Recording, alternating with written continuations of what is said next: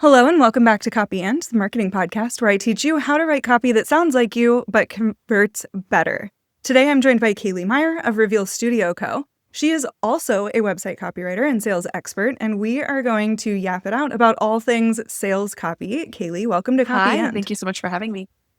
Kaili, I'm going to start off with just a real hard-hitting Let's do question it. here. What's working in your business right now? Ooh, connections. I think caring a lot about your community, and I think this word community gets tossed around a ton, but just like being human and checking in on your people, caring about your clients beyond the exchange of money and service. I've found relationships, I think, are really like the number one driver in business, at least for me right now.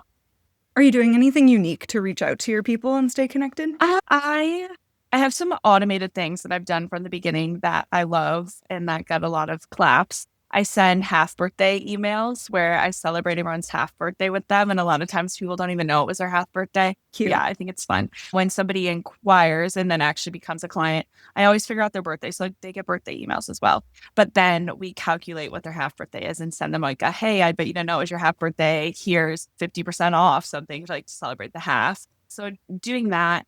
I always do handwritten cards to every client when I'm done. And I think it just shows she cares. And my handwritten card is not, hey, it's Kaili at Reveal. Thanks for your project. I try to touch on things that they shared about their life, whether it was like they were moving into a new home, their husband was getting a new job, they had a new kid. Like I try to keep tabs on the things that make them human.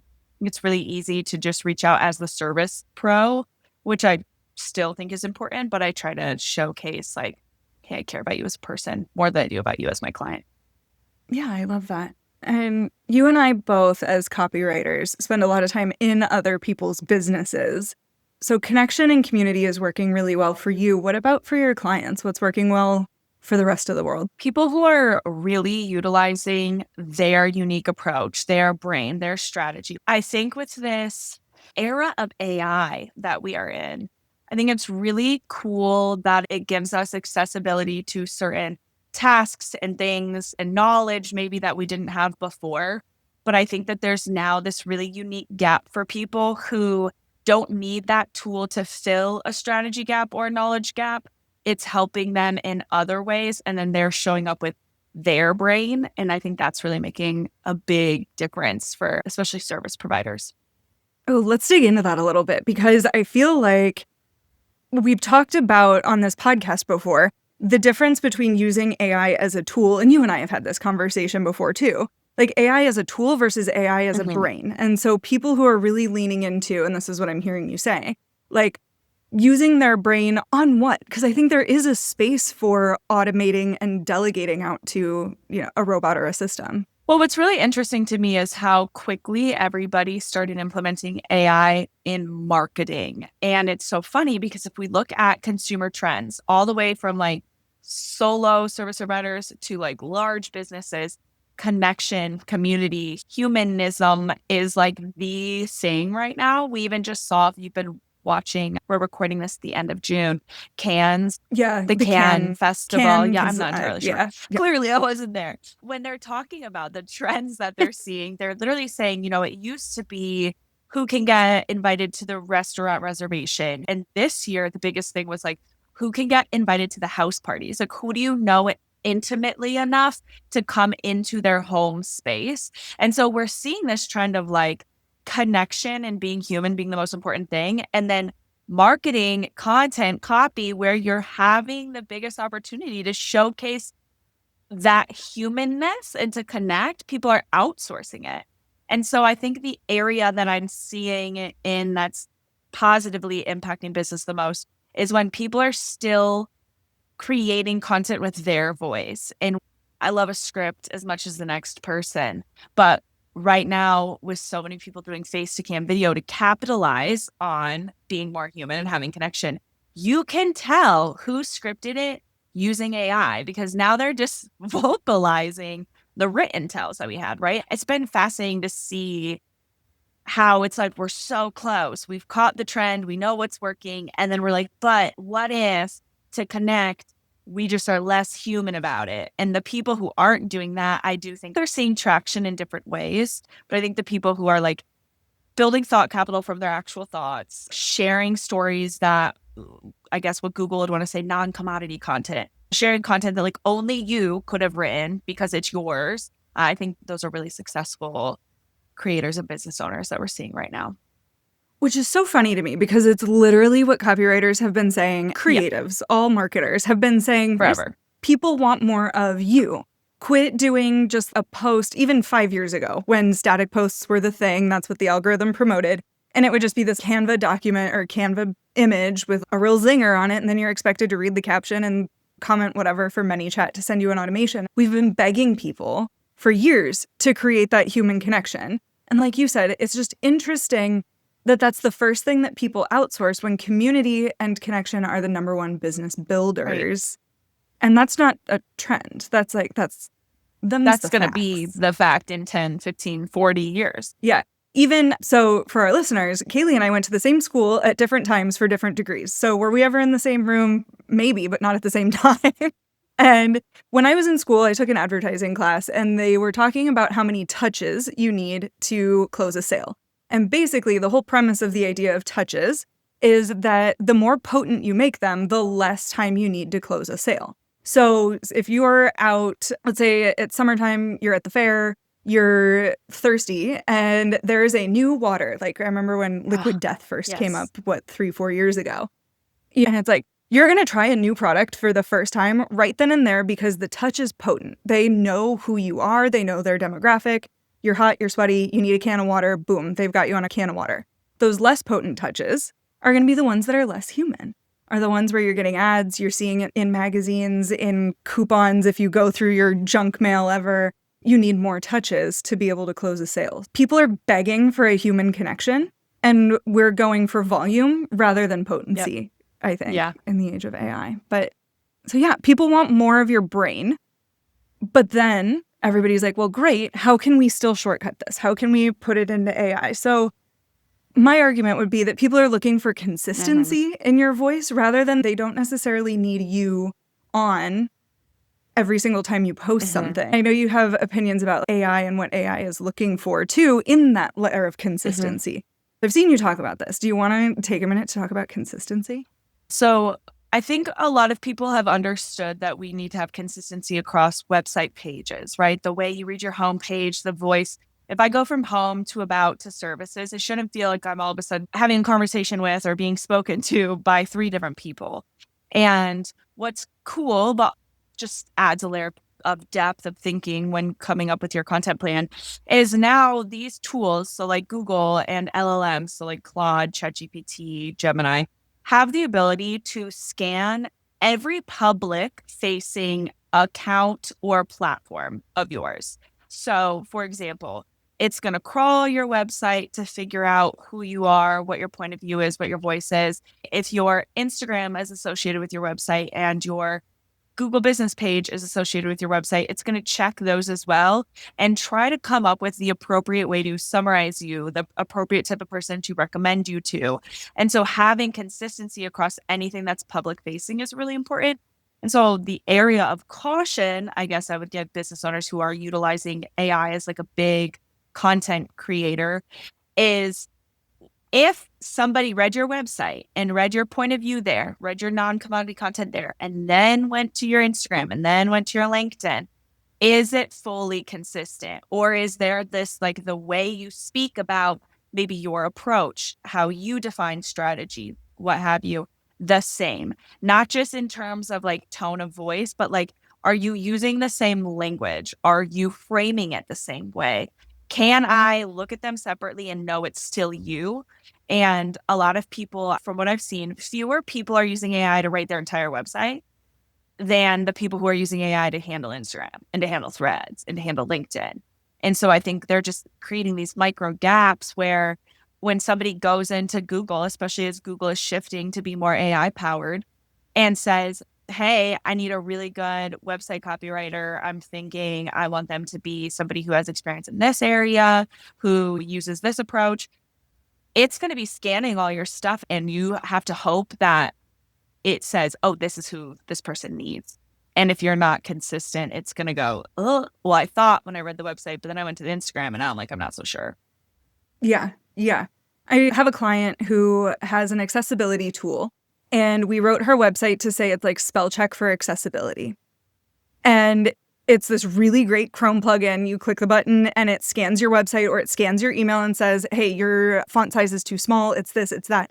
But she knows that the name of her product and the technical jargon just isn't going to work. So when she says on all platforms, and she has it in her pinned posts and she talks about it when she's on podcasts, that it's spell check for accessibility, she's saying that everywhere. And it's something that's quick and memorable. So I think it's more about, too, not just saying, because nobody's going to search and be like, who's a brand designer that has a really clean voice, brand voice, da-da-da. They're not searching for brand voice. They're searching for the things that you're actually saying. And someone could argue that that's your message versus your copy and whatnot. But you're right. It has to be consistent across all platforms. And I saw somebody say the other day, and I haven't looked into this. Maybe I will have by the time I hit publish on this in August. But that it's also learning to crawl your emails. Do you know anything about that? From my understanding, yes, it does crawl your email. I don't think it's utilizing it the same way that it would utilize your Instagram content.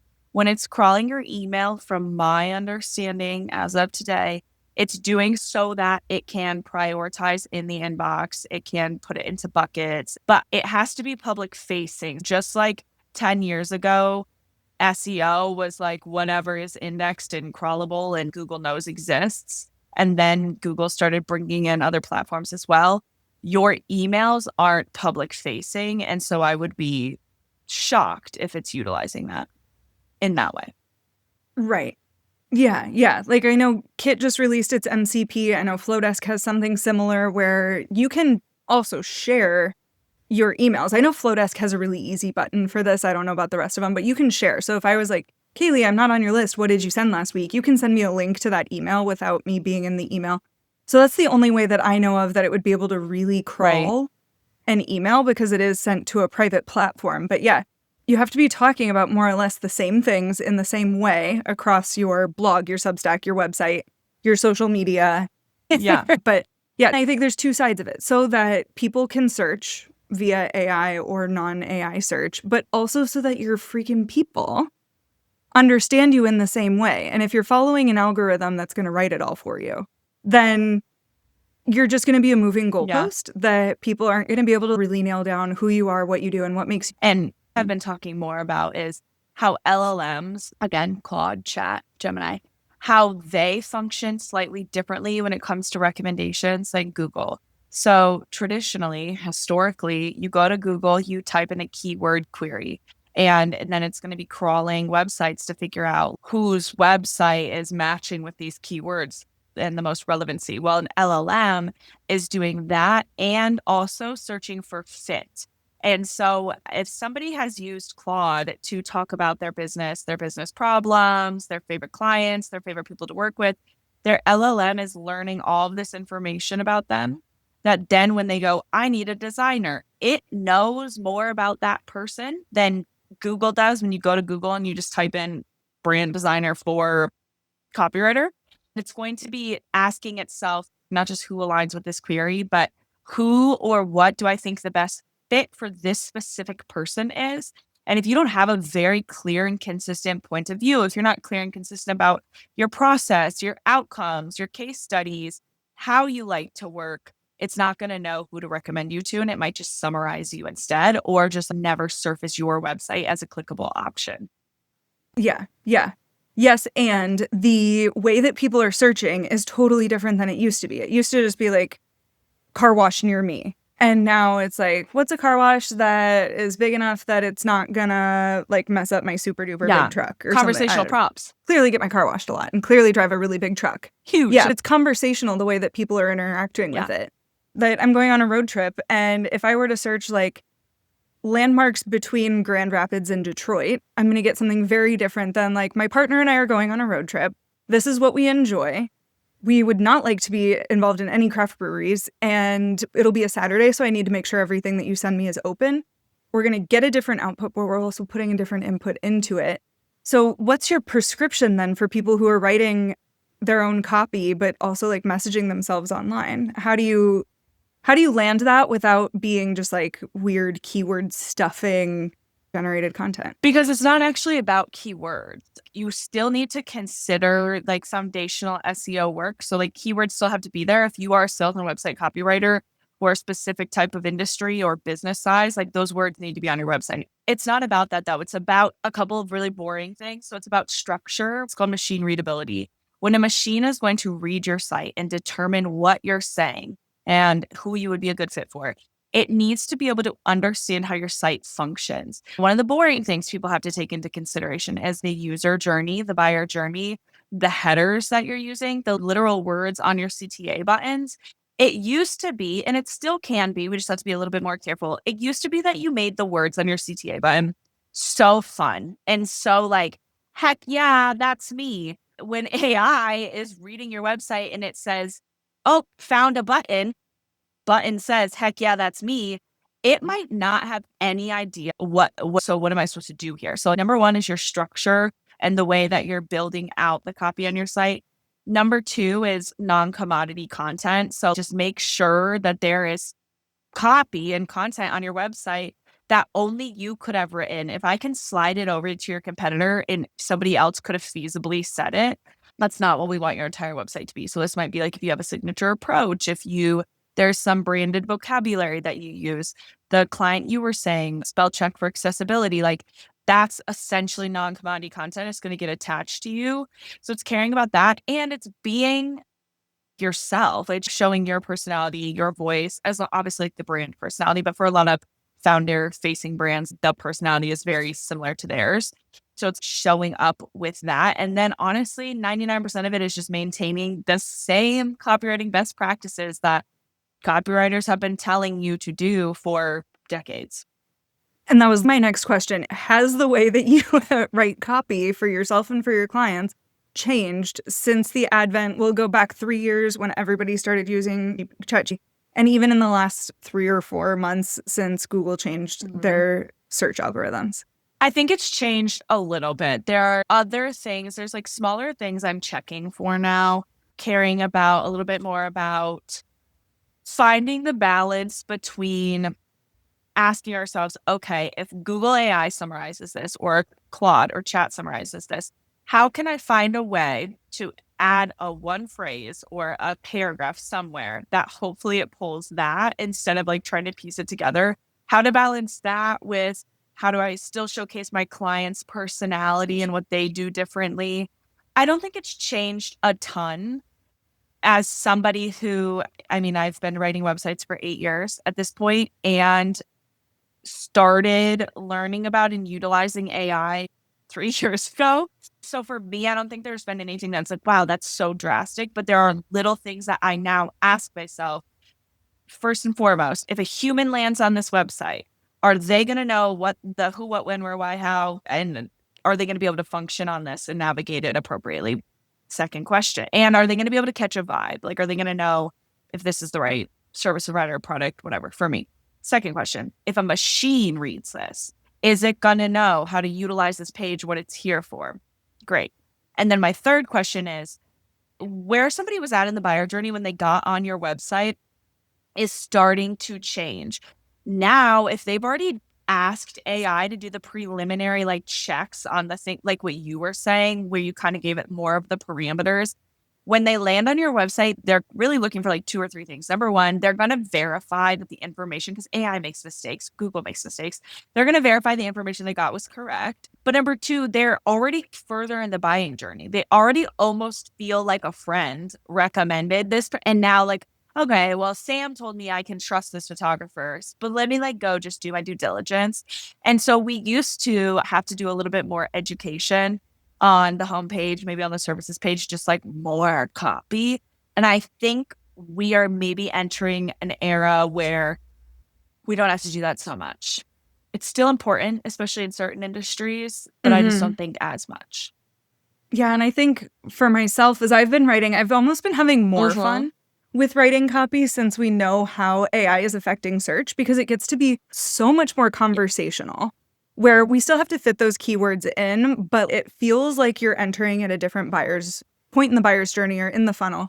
But also it really drives home the importance of getting things in client voice and getting that feedback from clients so that you can use client voice, because how they are talking about our copy is exactly how they're going to be searching for copy recommendations. So yeah, I think it's been more fun, even though I would say for myself, I agree that I don't know that it's changed the way that I write copy. I'm still keeping keywords and buyer's journey and the hierarchy in mind, but it's like, if we're going to pretend that we're talking to computers, we might as well have a little fun with it. I would argue it's been more fun writing for AI recommendation than it was trying to optimize for traditional SEO. Tell me more. I think kind of what you're How so? saying, it's just less about, so like if you were trying to hijack 8, 9, 10 years ago, SEO, you did it in such a boring way. Like the people who wanted SEO really was like keywords. We saw the advent of blogs, but really blogs became less about connecting, less about sharing your general POV, sharing stories, and more about this is a tool to improve SEO. And I'm not saying there's anything wrong with that, but I think it put a lot of us in positions where it was less about, I'm excited to write this, I'm excited to share this, I actually think this is relevant, and more about, damn, I'm really trying to rank for these couple keywords and these phrases. And so I need to get some content out about it. And I think like anything else, you figure out what the rules are to win. And then you say, just like people are doing with AI, all right, so how can I do that but faster and more efficient? And I guess with the non-technical sides of AI recommendation, the answer to that is like, be so yourself on every platform that nobody else sounds like you and nobody else is saying the things you're saying, and we'll know then who to recommend you to. Which it feels so funny that that's a full circle moment, that by computers kind of ruling the world, we're forced into being more human and having these standout opinions rather than just being like, about Kaili, our signature process, that it's forcing us to be more unique human to compete with other humans who are using robots. I agree. Very strange, but it's kind of fun. The other thing I will say, this is kind of like random, that's been interesting as a copywriter is the roller coaster we've been on, where it was like, oh my God, is AI coming for your job? Okay, wait a minute. Like, I think everyone had like a little moment of, oh snap, oh snap, oh snap. Like, is it going to come for marketers and creatives? And then like you turn and you look at all of the AI companies, and it's like the people that they're paying some of the most money to are copywriters and marketers and communication specialists. So you're like, okay, well, if the companies that created these tools aren't using them in this way, then like maybe we do have a job. And then you start to realize like, oh, actually, copy is like one of the most important, impactful tools to succeed in business right now, even more so. And so I think it's just been like this roller coaster of like figuring out like, what does this new tool mean for marketing, copywriting, business? And that's been like an interesting thing to experience as well. Where do you think we're at on the roller coaster? If I had to answer that right now, I do think there's going to be a moment of settling. And then I think one of two things is going to happen. Either they're bamboozling us and they are actually creating models based on all of this information, and they're going to eventually try to replace or get to a place where they can replace the need for the type of work we do. Because I don't even think it's just, can they get a chat model to write like a human? I don't think it's that. I think it's like, can they change the fundamental platforms of consumerism enough that what we do isn't relevant anymore? Not even because a machine can do it better, but because the way we find businesses and connect with businesses changes and our need for businesses changes. I think that's an option. And I think a secondary and potentially equally relevant option is we just stop using models in this way. We get to a place where it's like, hey, you guys, we really picked the lowest hanging fruit and we've tried to run with it, when ultimately AI's power lies in these other things that we were not thinking about. And a couple of years from now, we'll be like, remember when everyone was so convinced that their Claude carousels were really good? And we're going to just be like, no one's using it in that way anymore. Yeah. Right when we first opened, we said it's wild that people went to using AI for marketing. Where do you think people should be using AI more? I don't think it's fair to say what I think other people should be doing. I think people need to do what's right for them. But if I was advising somebody, if somebody came to me and was like, how do I use it? I would use it more as an operating tool. I would ask yourself, what things in your business don't currently require a human touch, in the sense of, yeah, maybe a human currently has to go in and do the buttons and the admin work and the stuff that you're like, this sucks. But it's not like, if a machine did it, it's not going to take away from the quality experience. It's not going to take away from your joy, your creativity. It's not going to take away from the experience the client has. So I think depending on the industry and the business, that looks different. Like maybe that is within your CRM, maybe that is within your POS, but wherever you can keep the human, I think we should be trying to keep the human. And if something doesn't require a human, if a human doing it does not make it better or improve it, then I guess that's an area that I feel like outsource to AI. And then alternatively, I think more people need to be asking themselves, how is AI changing the lives of consumers? And what do I need to shift about my business, my marketing to win at that? Because so many business owners, like the chatter I'm seeing is like, how do I use AI? How do I use AI? And it's like, you guys, your customers and clients are also being forced to use it.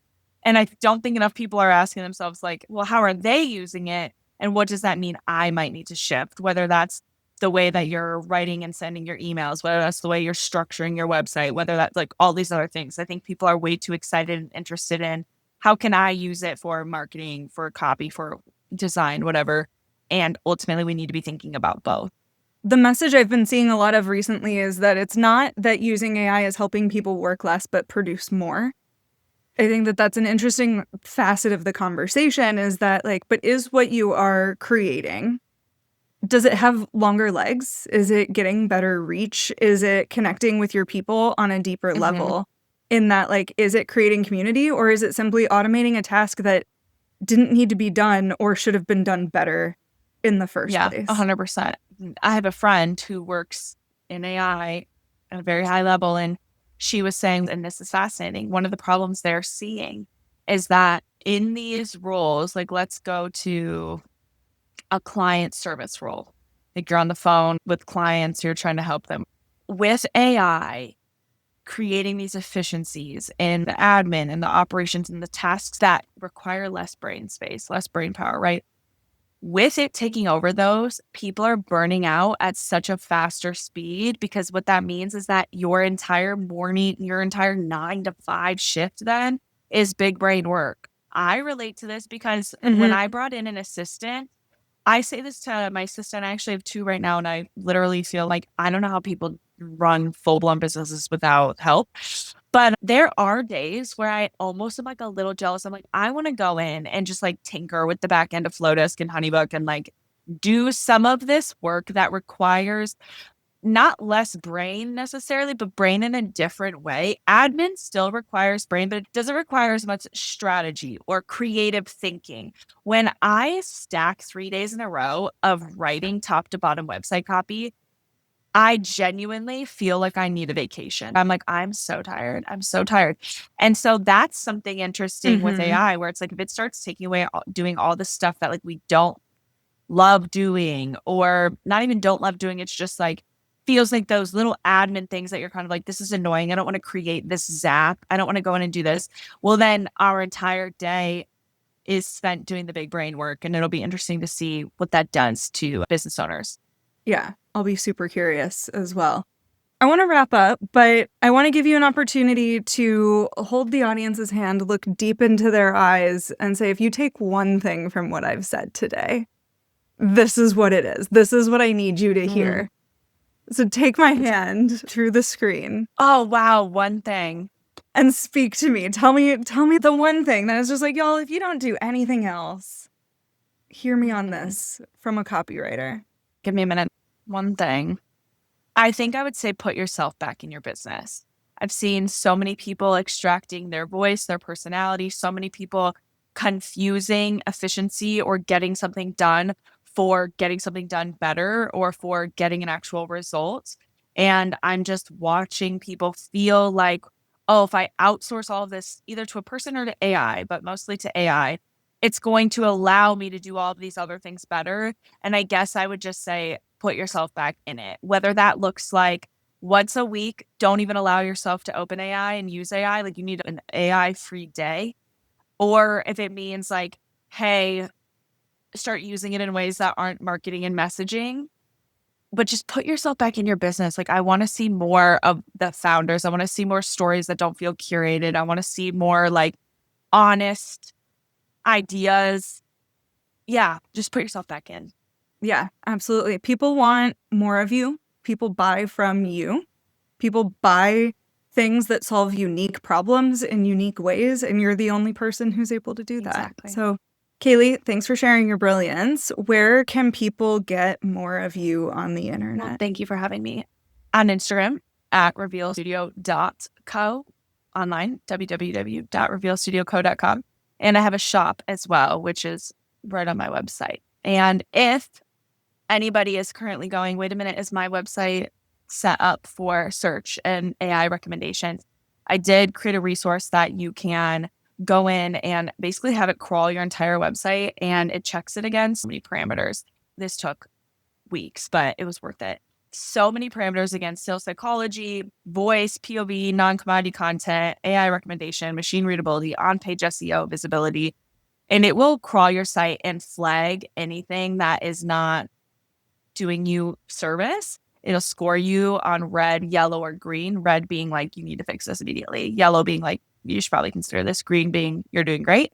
And tell you exactly where the problem is and exactly how to fix it. And so that's been a tool that I built for myself because I had this feeling of like things are changing, and I got to the SEO game a little late. It's been incredible to have. As people have been using this, what's one of the top things that people have realized over and over is wrong with their website? Yeah, a lot of people are realizing structure and machine readability is not there. What's so funny is everyone buys these templates, right? And then you put your template in and you replace the images or you replace these sections.